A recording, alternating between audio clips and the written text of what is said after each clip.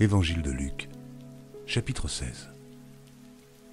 Jésus dit à ses disciples, « Un homme riche avait un économe qui lui fut dénoncé comme dissipant ses biens. Il l'appela et lui dit, « Qu'est-ce que j'entends dire de toi ? Rends compte de ton administration, car tu ne pourras plus administrer mes biens. » L'économe dit en lui-même, « Que ferai-je, puisque mon maître m'ôte l'administration de ses biens ?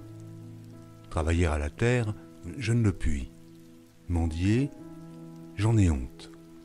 Je sais ce que je ferai, pour qu'il y ait des gens qui me reçoivent dans leur maison quand je serai destitué de mon emploi. » Et, faisant venir chacun des débiteurs de son maître, il dit au premier, « Combien dois-tu à mon maître ?»« 100 mesures d'huile, répondit-il.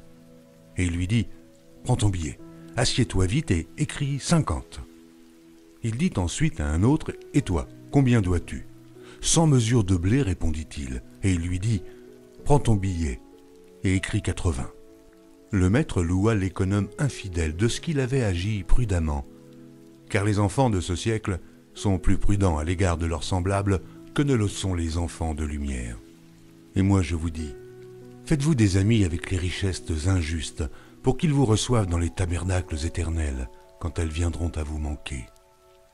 Celui qui est fidèle dans les moindres choses, l'est aussi dans les grandes. Et celui qui est injuste dans les moindres choses, l'est aussi dans les grandes. Si donc vous n'avez pas été fidèle dans les richesses injustes, qui vous confiera les véritables ? Et si vous n'avez pas été fidèle dans ce qui est à autrui, qui vous donnera ce qui est à vous ? Nul serviteur ne peut servir deux maîtres, car ou il haïra l'un et aimera l'autre, ou il s'attachera à l'un et méprisera l'autre. Vous ne pouvez servir Dieu et Mammon. Les pharisiens qui étaient avares écoutaient aussi tout cela, et ils se moquaient de lui.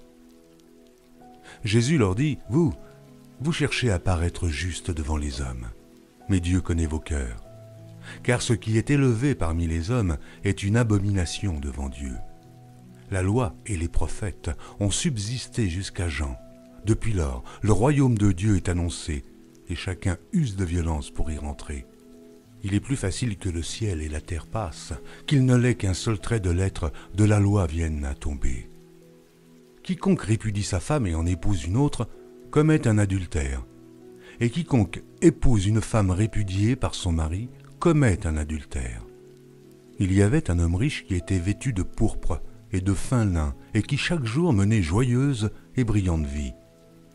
Un pauvre nommé Lazare était couché à sa porte, couvert d'ulcères, et désireux de se rassasier des miettes qui tombaient de la table du riche, et même les chiens venaient encore lécher ses ulcères. Le pauvre mourut, et il fut porté par les anges dans le sein d'Abraham. Le riche mourut aussi, et il fut enseveli. Dans le séjour des morts, il leva les yeux, et tandis qu'il était en proie au tourment, il vit de loin Abraham et Lazare dans son sein. Il s'écria, « Père Abraham, aie pitié de moi, et envoie Lazare pour qu'il trempe le bout de son doigt dans l'eau et me rafraîchisse la langue, car je souffre cruellement dans cette flamme. » Abraham répondit, « Mon enfant, souviens-toi que tu as reçu tes biens pendant ta vie, et que Lazare a eu les maux pendant la sienne. Maintenant il est ici consolé, et toi tu souffres.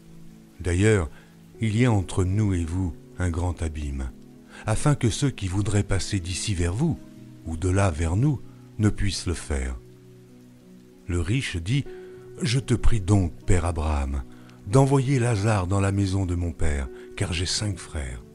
C'est pour qu'il leur atteste ces choses, afin qu'ils ne viennent pas aussi dans ce lieu de tourment. » Abraham répondit, « Ils ont Moïse et les prophètes, qu'ils les écoutent. » Et il dit, « Non, père Abraham, mais si quelqu'un des morts va vers eux, ils se repentiront. » Et Abraham lui dit, « S'ils n'écoutent pas Moïse et les prophètes, ils ne se laisseront pas persuader quand même quelqu'un des morts ressusciterait. »